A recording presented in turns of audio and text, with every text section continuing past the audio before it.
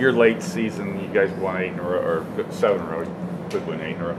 You've been playing pretty well all around. Do you feel like you played real well late in the season, Equan? Yeah, I felt good up in the game late in the season. You know, just all around, just trying to pick it up on the defensive end to spark us, and even offensively. I mean, if it's scoring a point or getting an assist. So, yeah. Shot looks comfortable. More so say than during that Wisconsin and Minnesota script. Have you worked? Did you fix anything, or it just feels better? It just feels a little bit comfortable. I mean, a little bit better. Just had to get back in the gym and work, and just repetition and shots. I just want to ask you real quick. There was something that kind of jumps out to me. Everybody who came back and played in games last year for Purdue is back on the team this year.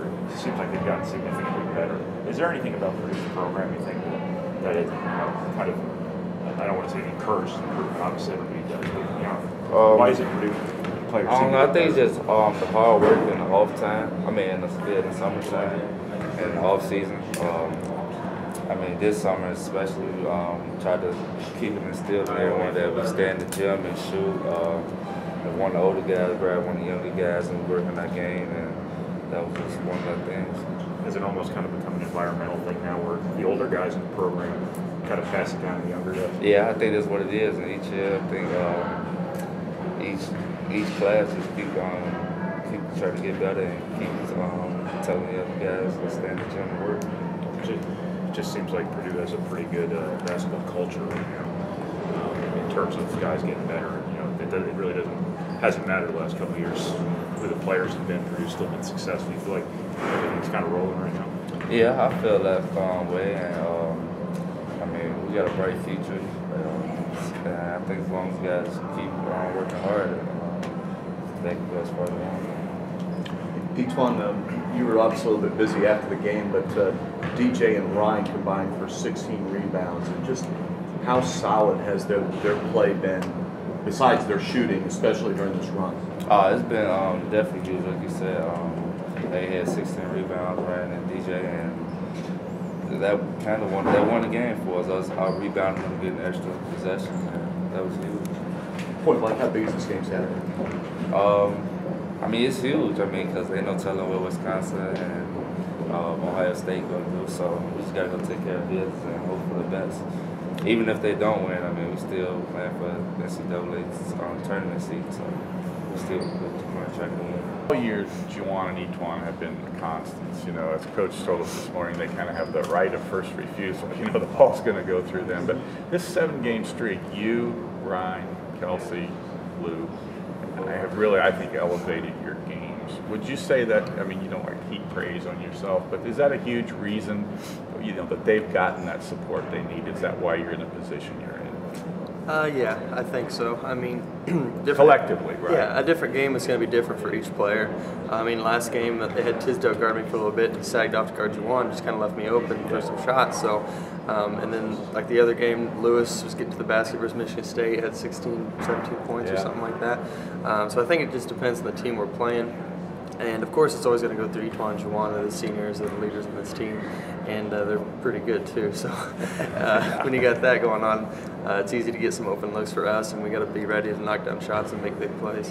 The other thing Coach talked about this morning, he always tries to keep you guys focused on the next game, not are you a 2 seed, are you a 1 seed, or this or that, all the different scenarios. You beat Iowa, you take care of. Put a number on the scoreboard, so to speak, go to the clubhouse and see what everybody else does, right? I mean, that's kind of the scenario. Exactly. We're taking it the same way we have with every game this year. We're going to go through their sets and do what we need to do, and because we want to put ourselves in the position to win a Big Ten championship. Whether or not Ohio State wins or loses, we still got to do our part. So that's our main focus right now. So if you win, I mean, you've done your part. That's all you can ask. Yep. For right now. Very good. Teach. What is it about Ryan Smith's game that you respect so much from a teammate's point of view? He's just one of those guys that's always going to work hard every time he's out on the floor, whether that's rebounding, like last game he had 9 rebounds, whether that's getting steals, whether it's shooting the ball and knocking down open shots. So when you got a guy like that who's always going to play hard for you, it's good to have him always ready to shoot and always ready to play. You know who his high school coach was, don't you? I think so, yeah. Yeah, you're not surprised that he plays like a coach's son, are you? Exactly. I've heard some stories. I know he's got an intense dad, intense coach, and that's the way he plays. And I think that rubs off on us sometimes during the game too, so that's always good. My other thing, DJ, is obviously you guys handled the Hawkeyes here well at Mackey Arena. This would be a real feather in their cap if they knock you guys off. You know you're going to get their best shot, aren't you? Exactly. I mean, we saw them play. You know how they beat Michigan State by 20, and I mean Michigan State's. I mean they're still a good team either way. So for Iowa to beat a team like that, they got some talent, they got some good players. So we have to be ready for that, and we have to take care of our business so we can put ourselves in position. And another one is I believe they took Wisconsin to overtime on their home court. So they're, like you mentioned, they're capable of really cranking it up at Carver Hawkeye. Okay. Exactly. We just have to do what we do and not let them get their heads up and really try to shut them down from what they want to do offensively and pretty much take the same approach that we do to every game. So, thanks, DJ. Yep. Real quick, you and each one have had great runs down the stretch, but your complementary pieces from Kelsey to DJ to Ryan to Lewis, they've been huge in this 7-game winning streak, haven't they? Put into words what they've meant to you guys. I mean, you're not 7-0 in the last 7 games without them, are you? No, they've definitely been a huge part of just our overall team success. They make myself and each one's job a lot easier. DJ's been stepping up just on both ends, taking charges, hitting down big shots. Rhino seems like he's knocking out huge shots for us and playing really well defensively. Lewis has just been solid for us, pretty much all year, and he's been making all the right decisions. And Kelsey defensively, he's playing, really great. So we definitely wouldn't be 7-0 without any of those guys. Stars have to have help. Oh yeah, for sure. We definitely need help from the role guys, because we definitely can't do it on our own. And they double team me, and those guys are really knocking out shots. It definitely just opens up everything for everyone. I just wanted to ask you real quick, speaking kind of that supporting cast, when you go back and look at all the guys who were on the team last year, came back this year, it seems like everybody's gotten significantly better. What is it about Purdue's program, perhaps that might set Purdue apart from other programs in terms of player improvement, you think? I think it just starts with the coaches really just demanding a lot out of us, and us not want to meet those expectations of what they kind of assume out of us or whatever. But I think just during the summer we do a lot of things that just help the players get better, just from strength and conditioning, or just the drills that they have us go through during the summer. I don't think a lot of teams are doing what we do during the summer, and it definitely shows, especially this time of year. Yeah, you're obviously probably two or three times the player you were when you first got to campus. Obviously, you were the one who put in the work. You were the one who had the talent in the first place. But I mean, how much of that do you attribute to? It's a lot from the coaches.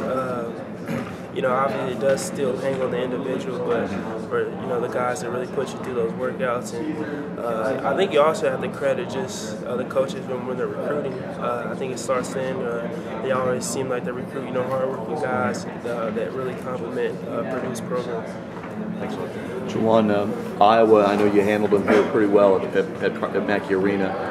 But at Carver Hawkeye Arena, they've taken Wisconsin to overtime. I think they beat Michigan State by 20-some points, really waxed them. My point is the Hawkeyes are capable of playing really good basketball on their home court, aren't they? Yeah, last game of the Big Ten season, so, they're definitely going to be ready to play. We're going to have to be ready to play. We're still in the hunt for win a Big Ten championship. Obviously, we need help, from Wisconsin. But it still can be done, and they've been playing, good as of late. They just lost tough one the other day, but they've definitely been playing well. We have to be ready to play if we want to win there. Thanks, JJ. The thing that's kind of I don't want to say defined Purdue's program, but it kind of has, is that guys have gotten better. I mean, is there anything about Purdue's program you think that there's a reason for that the players improve? I think we kind of joke about Coach Connor saying he recruits good guys, but I think it trickles down because of good guys. They want to work hard. They want to get better.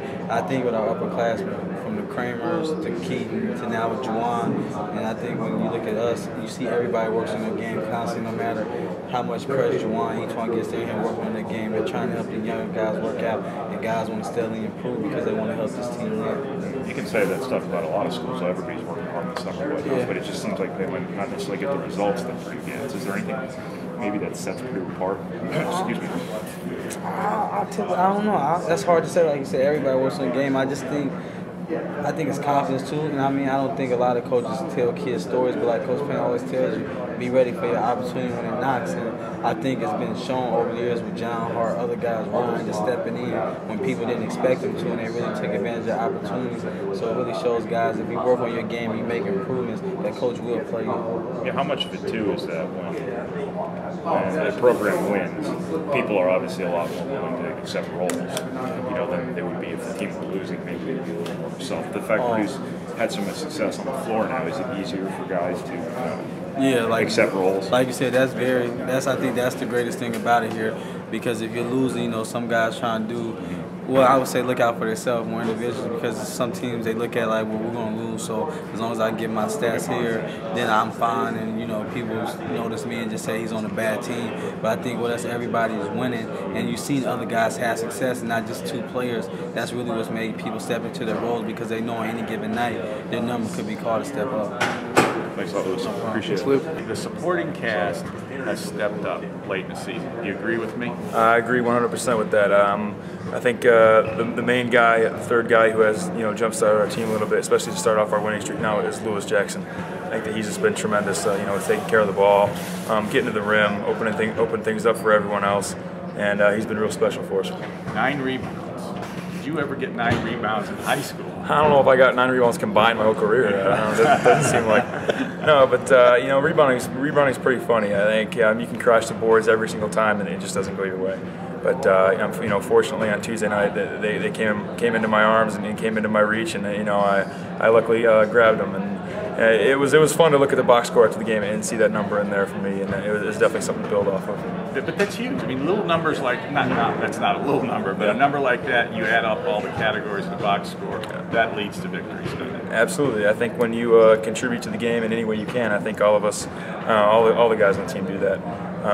Just like you said, getting the little things done and doing whatever you can, and playing your butt off on every play, contributes, and it helps get wins. Ryan, from a teammate's perspective, what is it about DJ's game that you respect so much? I think he just plays hard. He plays without fear.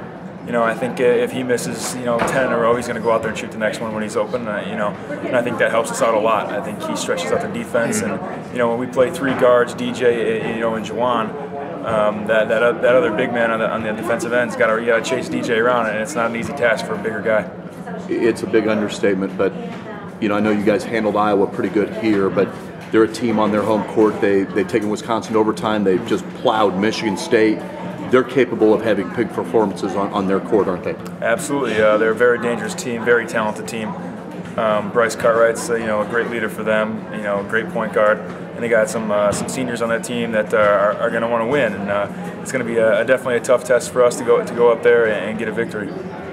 Ryan, I just want to ask you real quick. If you look back at the roster last year, everybody came back. It seems like everybody's gotten significantly better over the last season. Anything jump out at you about Purdue's program?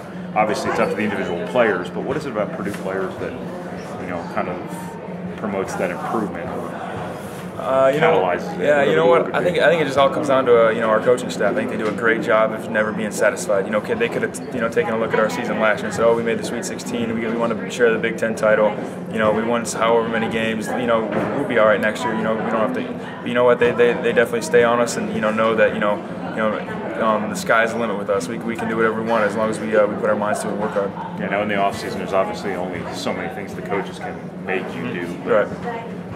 What kind of words, I guess, do they have for you after the season, going into the summer to, kind of push guys toward, doing some things maybe kids at other programs might not do? Like I said, I think it's just the mentality, just never being satisfied. But I think it shows a lot about our character of everyone on our team, and we got a lot of special guys, a good group of men in there that aren't ever satisfied, and I think that says a lot about us. And we're always getting on each other's case, like, hey, let's go get shots up, or pulling guys out of the bed in the morning and saying, hey, let's go get shots up. So I think it says a lot about us. What about during the season?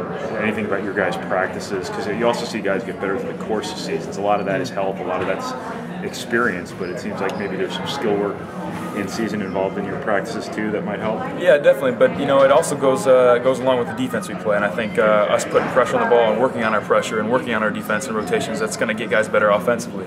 And you know, it's just a big cycle, and I think that we have done a great job of that this year so far, and we got a lot of guys that play really good defense. So I think that attributes to, you know, getting shots open and getting shots to fall in the games on offense.